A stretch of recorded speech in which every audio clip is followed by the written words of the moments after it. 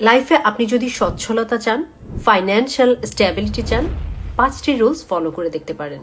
Number 1 হচ্ছে কখনোই খুব ড্রাস্টিক্যালি লাইফস্টাইল চেঞ্জ করবেন না। দেখবেন মানুষ যখন 30,000 টাকা ইনকাম করে তখনও যেমন জীবন চলে, 3 লাখ টাকা ইনকাম করলেও তার কাছে মনে হয় কম হয়ে যাচ্ছে, কারণ লাইফস্টাইলটা আমরা এইভাবে আপগ্রেড করে ফেলি। এই আপগ্রেডেশনটা দরকার থাকলেও খুব ড্রাস্টিক্যালি করবেন না, খুব ফাস্ট লাইফস্টাইলে চেঞ্জেস আনবেন না। নাম্বার 2 হচ্ছে নিজেকে বড়লোক প্রমাণ করার জন্য, শো করার জন্য অন্যের সামনে কখনো দেউলিয়া হয়ে যাবেন না। আপনি আজকে সব টাকা জমিয়ে একটা লুই ভুটন ব্যাগ কিনে আনলেন, একটা রোলেক্স ঘড়ি নিয়ে আসলেন, কিন্তু পরের দিন আপনি আসলে কিভাবে চলবেন আপনি জানেন না।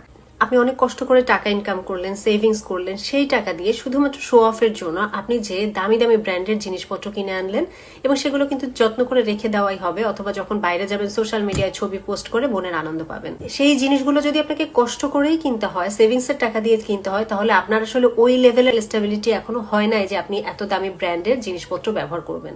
So only to look rich broke হয়ে যাবার কোনো প্রয়োজন নাই। নাম্বার 3 হচ্ছে খুব ইন্টারেস্টিং একটা পয়েন্ট, এটা হচ্ছে সঠিক মানুষকে বিবাহ করুন। জীবনে যদি অর্থনৈতিক স্টেবিলিটি চান, সচ্ছলতা চান, আপনার জীবন সঙ্গী বাছাই করতে হবে খুব ওয়াইজলি। জীবন সঙ্গী বা সঙ্গিনীর একটা খুব ইম্পর্টেন্ট অ্যান্ড ভাইটাল রোল থাকে মানুষের জীবনে সফল হওয়ার পেছনে। 4 নম্বর পয়েন্টটা হচ্ছে যে কখনোই একটা ইনকামের উপর নির্ভর করে বসে থাকবেন না, ইটস টু রিস্কি।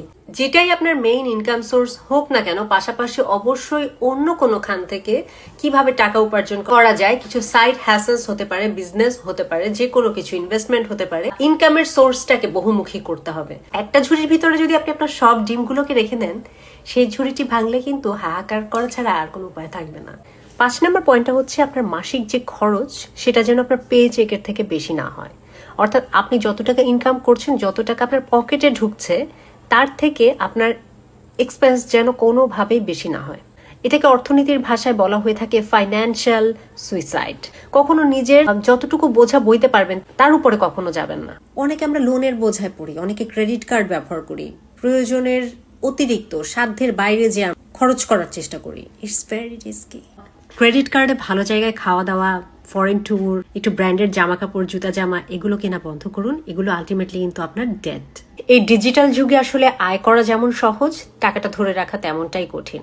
বিভিন্ন ধরনের আসলে মরিচিকার পিছনে ঘুরে কোনো রকম প্ল্যানিং ছাড়া জীবন কাটিয়ে একসময় আমরা এসে হতাশায় ভুগি, ফ্রাস্ট্রেটেড হয়ে যাই। এর থেকে প্রত্যেকটা মানুষের মিনিমাম ফাইন্যান্সিয়াল নলেজ থাকা উচিত যে যেই টাকাটা আমরা ইনকাম করছি সেটাকে আসলে কিভাবে, কেন, কোথায় খরচ করব।